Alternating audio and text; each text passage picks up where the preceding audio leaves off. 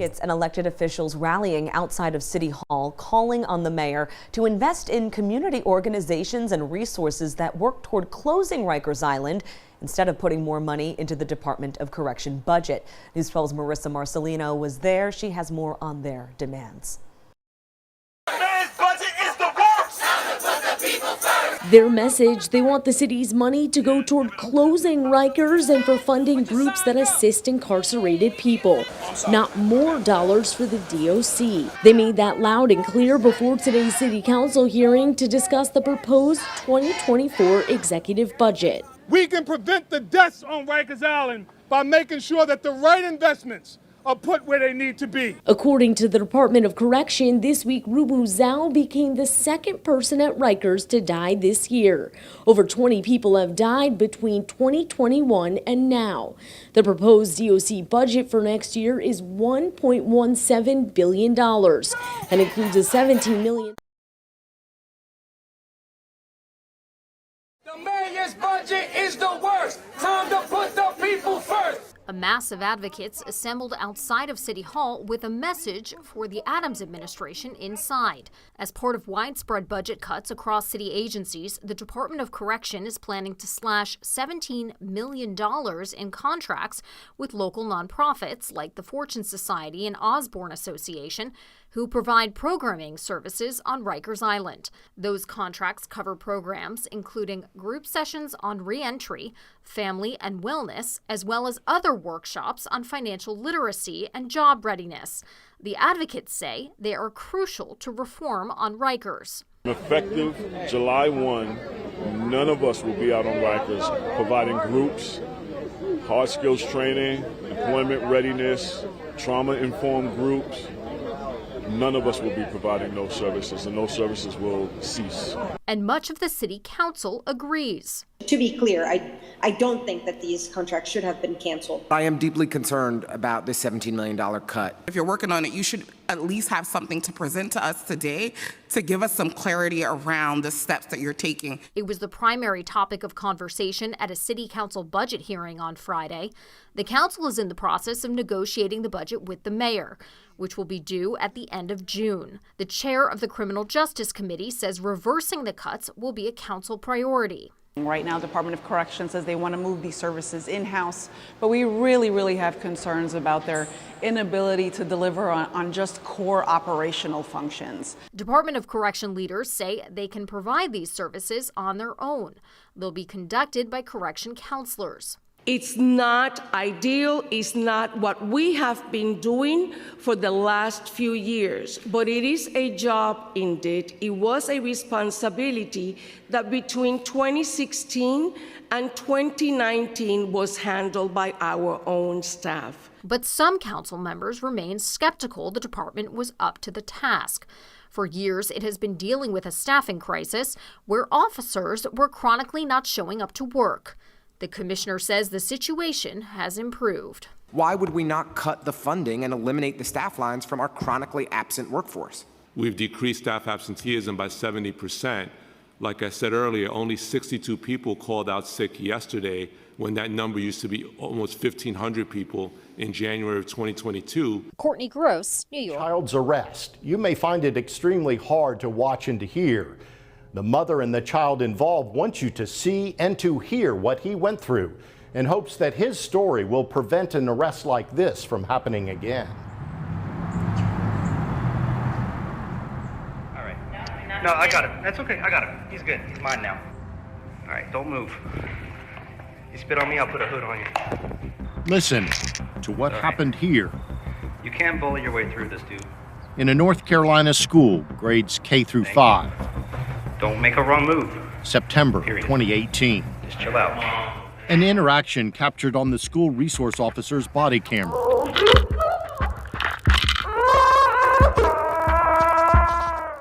A student with autism, handcuffed with his hands behind his back, pinned on the floor for 38 minutes. At one point, court records say the officer puts his knee in the child's back. You ever been charged with a crime before?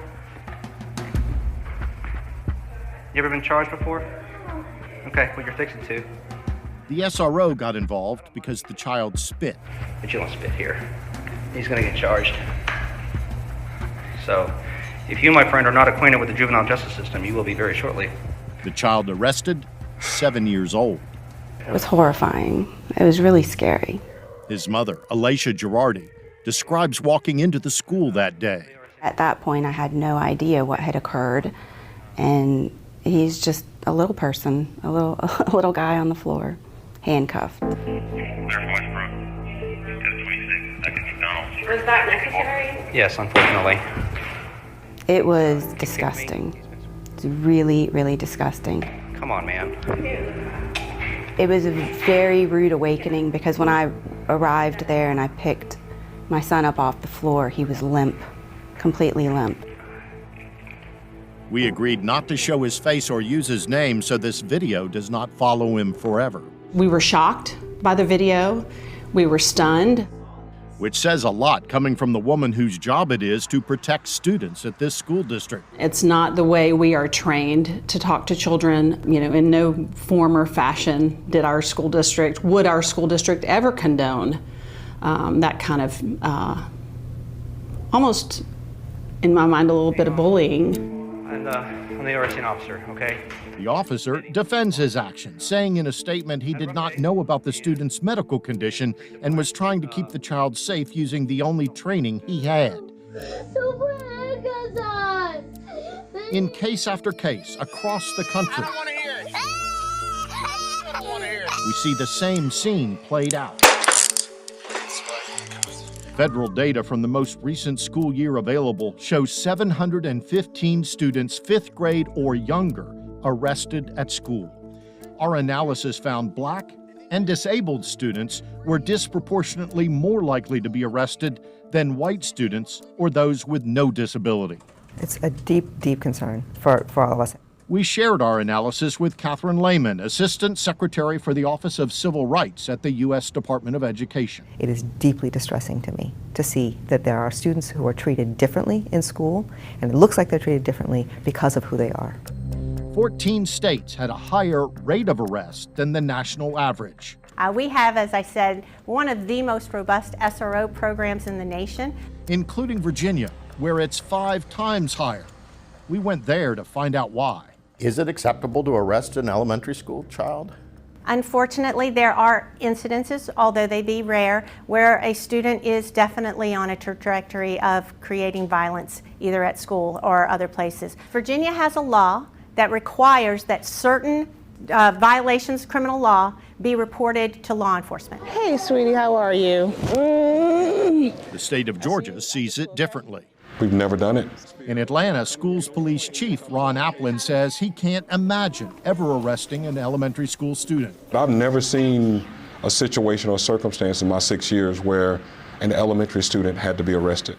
After ranking in the top 10 nationally in elementary school arrest rates, to protect people, Georgia changed its approach in 2018. Yeah. You did good? Good choices? Yeah. Yeah, there you go. 5. Georgia now trains their SROs to stop being cops who arrest and instead teaches them to nurture every student all the way through graduation. We believe that it's very important that when a person goes from a law enforcement officer to a school resource officer, there is a change in that mindset. You're welcome, Hudson. After the change in approach to training, Colonel Murray Kogod says arrest of young students dropped to 0. We want these kids to succeed, and we know they're going to make mistakes. We know that, okay? But the answer isn't always the legal process. The answer isn't always putting them in the criminal justice system. I'd like you to watch this video from North Carolina. You can't break them, just FYI. He is going to be charged with 1 count of assault, maybe 2. If you, my friend, are not acquainted with the juvenile justice system, you will be very shortly. There are a handful of cases that we investigate that I will never forget, and this video is in that category. Alicia and her son won't ever forget. How does it make you feel? Angry. I just found this one at a bookstore. Despite all he's been through, he's still just a kid. And the very same little hands that had once been in handcuffs now reach for the very thing that gives him his greatest comfort, his blanket. It was 1989. That's what soul, the head was low. And on putting juveniles in solitary confinement. It comes in the wake of a series of KARE 11 investigations on the topic. Lauren Lemanchek explains the ban had the support of both parties. Yeah, he's being treated like an animal. That's how this mother felt, visiting her son at Hennepin County Juvenile Detention. The 16-year-old, mentally ill and suicidal, held for weeks like this. In isolation, only able to talk to his mom or even a social worker through a 6x18 slit in a metal door. It's making his mental health illness worse. The boy was being held in what's known as disciplinary room time, Minnesota's term for solitary confinement. His lawyer's reaction? I was appalled. And the boy isn't the only one. Since 2018, KARE 11 has learned youth at Red Wing and other DOC licensed jails were ordered to solitary for a day or longer more than 7,500 times. Sometimes that isolation is much worse. At the 3 largest juvenile lockups, kids were ordered confined to solitary for 5 days or longer, nearly 700 times. And Hennepin County once sent a kid to solitary for 34 days. Kids like Noah, now 18, who describes what it's like. You don't feel human. It's like being in an insane asylum. It like drives you crazy. Department of Corrections Commissioner Paul Schnell responded to our findings in February. Not okay. That's unacceptable. Things that are happening here that you're describing. And now lawmakers have taken action. But we want to make sure that there are strict safeguards around that. Passing a provision that bans putting youth in solitary for the use of punishment, while acknowledging that sometimes kids need to be separated for safety.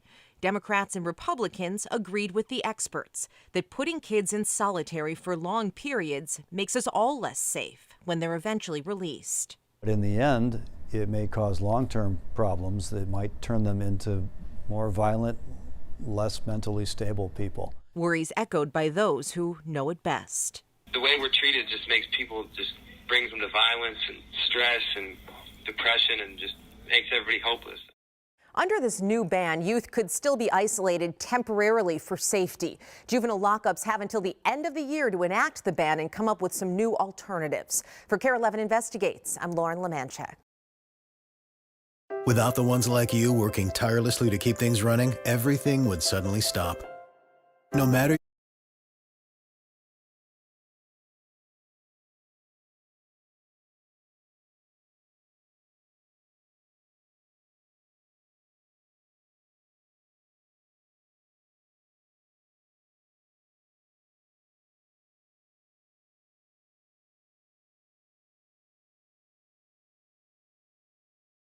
Closed for almost 2 years, but it's now the city's 9th humanitarian emergency response and relief center for asylum seekers. Rosalba Escalona from Venezuela went in with her husband to ask about resources. They're new arrivals, and they consider this a new opportunity. Horrible. It was horrible. We had to escape from the crisis and the threats. I don't want to recall any of it. Michelle, her husband, and their 10-year-old son are entering the hotel for the first time. They share that they lost their hardware store back home in Ecuador due to extortion and want a better life for their son.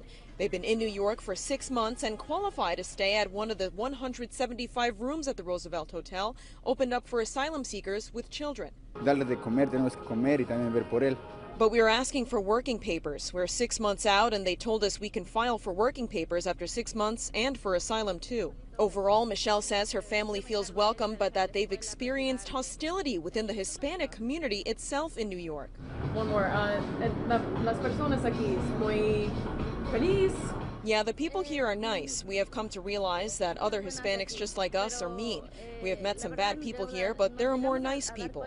Uncle Paul's Pizza here is expecting to give as many as 350 asylum seekers free pizza today alone. I guess at one point everyone was an immigrant. And I think this is very emotional, and it's a really nice thing that it's done. An additional 100 to 150 rooms will be held at the Roosevelt Hotel for asylum seekers in transition to other locations. Now that Title 42 has been lifted, Mayor Adams is calling for more help from the federal government. In Midtown, Christy Kalishian, CBS 2 News. New York City opened a new Midtown Arrival Center for migrants. This, as the immigration commissioner admits, it's unclear if the city can continue to find more space. CBS 2's political reporter Marsha Kramer has the story.